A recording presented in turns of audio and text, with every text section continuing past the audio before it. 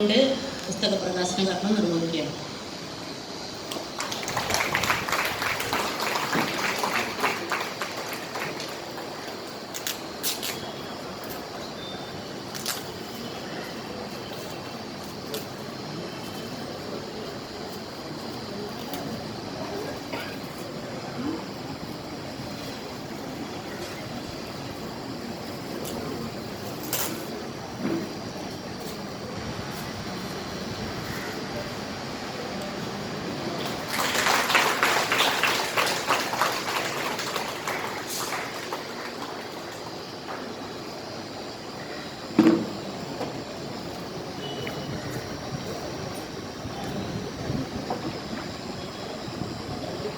അടുത്തതായി ആശംസ അർപ്പിച്ച് സംസാരിക്കുന്നതിന് വേണ്ടി ആരോഗ്യ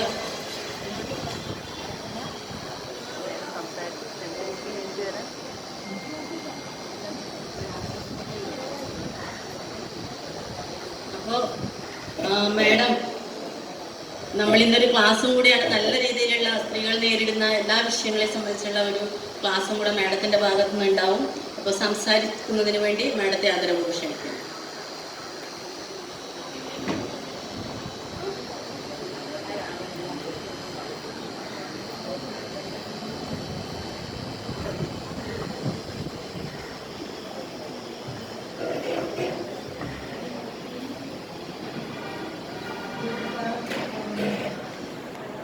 president, vice president, standing committee chairperson,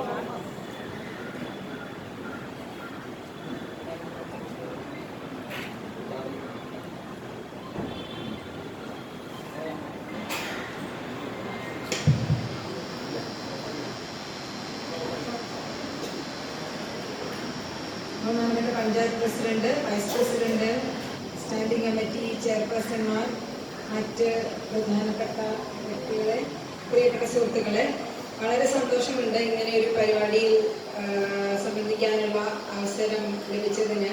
മിനിമാഷാണ് എന്നെ ഇങ്ങോട്ട് ക്ഷണിച്ചത്. അപ്പം അദ്ദേഹത്തിനുള്ള നന്ദി പറഞ്ഞുകൊണ്ട് ഞാൻ എൻ്റെ സംഭാഷണത്തിലേക്ക് കടക്കാം. നമ്മൾ ഇതിൻ്റെ പുറന്തട്ടയിൽ എഴുതിയിട്ടുള്ളത് ലിംഗപദവി എന്നാണോ സ്ത്രീ പദവി എന്നാണോ? സ്ത്രീ പദവി പഠനമാണ്. പക്ഷെ നമ്മൾ ആഗ്രഹിക്കുന്നത് ഒരു ജെൻഡർ എന്നുള്ള വാക്കാണ്. സ്ത്രീ എന്നുള്ള വാക്കിനേക്കാൾ നമ്മൾ ജെൻഡർ എന്നുള്ള വാക്കാണ് ഇപ്പം കൂടുതലായിട്ട് ഉപയോഗിച്ചുകൊണ്ടിരിക്കുന്നത്. നമുക്കറിയാം എന്തുകൊണ്ടാണ് നമ്മൾ ഇതൊക്കെ പറയേണ്ടി വരുന്നത്. അതായത് ലിംഗപരമായിട്ടുള്ള കാരണങ്ങളാൽ സമൂഹത്തിൽ വ്യത്യസ്തരായിട്ടുള്ള മനുഷ്യരുടെ ഇടയിൽ ജീവിത സാഹചര്യങ്ങളിലും പദവിയിലും നിലയിലുമൊക്കെ വ്യത്യാസം നിലനിൽക്കുന്നു. അതിന് ഇനി ആർക്കും തർക്കം ഉണ്ടാവില്ല. നമ്മളുടെ ഇടയിൽ ചില വ്യത്യാസങ്ങളുണ്ട്.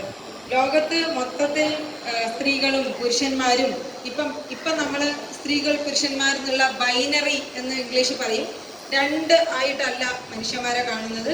അതിൽ നിന്നും വ്യത്യസ്തമായിട്ടുള്ള കുറച്ച് സ്ത്രീ സ്വഭാവവും കുറച്ച് സ്ത്രീ ശരീരത്തോടെ ജനിക്കുകയും എന്നാൽ കുറച്ച് പുരുഷ സ്വഭാവം ഉള്ള അല്ലെങ്കിൽ പുരുഷ താല്പര്യങ്ങളുള്ളതും ഒക്കെ ആയിട്ടുള്ള വ്യത്യസ്തമായിട്ടുള്ള മനുഷ്യരുണ്ട്. ലിംഗം എന്ന് പറയുന്നത് ഒരു രണ്ട് ഇതല്ല, അതിനേക്കാൾ വ്യത്യസ്തമായിട്ടുള്ള ഒരു മഴവിൽ എന്നാണ് നമ്മൾ പറയുക. അത്രയും വ്യത്യസ്ത ലിംഗ വിഭാഗങ്ങളിൽപ്പെട്ട മനുഷ്യരുണ്ട് എന്നുള്ളതാണ്. ആദ്യം നമ്മൾ ബയോളജിയാണ് പറഞ്ഞത്. നമുക്ക് എന്താണ് ജനിക്കുന്ന സമയത്തുള്ള നമ്മുടെ ശരീരം നോക്കിയിട്ട് പ്രസവിക്കാനുള്ള കുഞ്ഞുങ്ങളെ ഉൽപ്പാദിപ്പിക്കാനുള്ള ശരീരം ആരതാണ്? അവർ നമ്മൾ സ്ത്രീകൾ എന്ന് പറയും. മറ്റത് പുരുഷന്മാരെന്ന് പറയുകയും അങ്ങനെയാണ് സംഭവം പോയിക്കൊണ്ടിരുന്നത്. പക്ഷെ പോയിക്കൊണ്ടിരുന്ന പഴയ കാലത്തും അതല്ല എന്നുള്ള ബോധ്യമൊക്കെ ഉണ്ട്.